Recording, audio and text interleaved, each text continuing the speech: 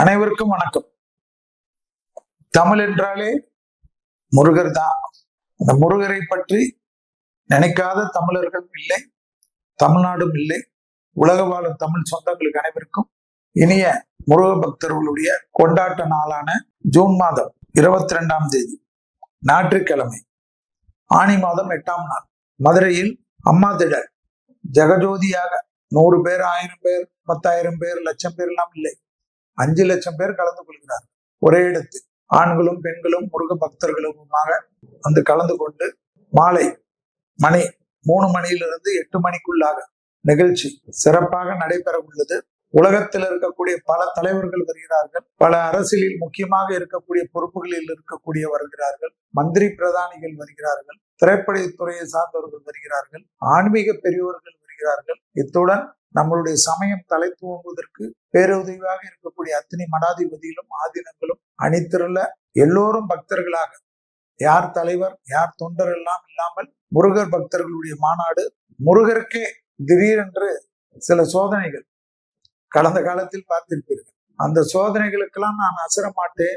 எல்லா விதமான சோதனைகளும் பார்த்து விட்டுதான் முருகா என்ற நாமத்திற்கு உண்டான சக்தியை பெற்றிருக்கக்கூடிய முருகருக்காக ஒன்று கூடுவோம். கந்த சஷ்டி கவசத்தை எல்லோரும் ஒன்று சேர்ந்து கூற உலகத்தில் இப்போ நடக்கக்கூடிய அக்கிரமங்கள், போர்கள், வக்ர புத்திகள், மதத்தின் பேரால், இனத்தின் பேரால், குறிப்பாக இந்து மதத்திற்கு பேரால் எல்லா விதமான கஷ்டங்களில் இருந்து நம்மளை எப்பொழுதும் எல்லா காலகட்டத்திலும் ஆண்டுகளாக 1000 ஆண்டுகளாக காத்து கொண்டிருக்கக்கூடிய முருகனை நினைத்து கந்த சஷ்டி கவசமும் மற்ற முருக பக்தர்களுடைய முருகனுடைய பக்தி பாடல்களையும் பக்தி மந்திரங்களையும் வேல்வேல் முருகா வெற்றிவேல் முருகா என்ற கோஷத்திற்கு இணங்க எல்லோரும் நம்மளுடைய எண்ணம் செயல் அத்தனையும் எல்லாவற்றையும் ஒதுக்கி வைத்துவிட்டு குடும்பத்தினருடன் திருவிழாக்கு செல்வது போல், குடும்ப நிகழ்ச்சிகளுக்கு செல்வதை போல் மதுரையை நோக்கி திரும்பி இருக்கக்கூடிய அமைப்பு.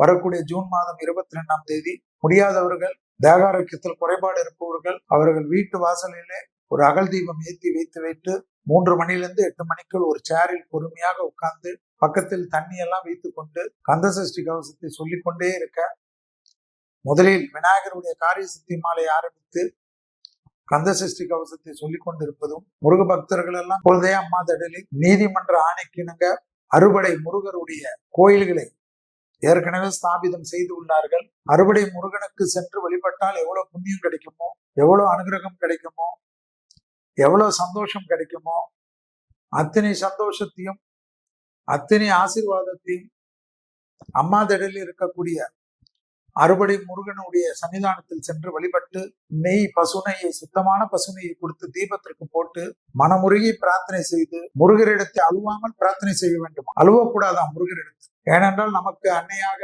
அப்பாவாக, சகோதரனாக, மாமனாக, சித்தப்பாக எல்லா ரூபத்திலும் தமிழர்களுக்கு இருக்கக்கூடிய ஒரு முருகர். நீங்கள் கேட்கக்கூடிய ஆன்மீக ரீதியாக சந்தோஷம் கொடுக்கக்கூடிய ரீதியான இருக்கக்கூடிய கோரிக்கையெல்லாம் செவிசாய்த்து அருள் பாலிக்கிறது கூடிய கடவுள் தமிழ் கடவுள், முருக கடவுள்.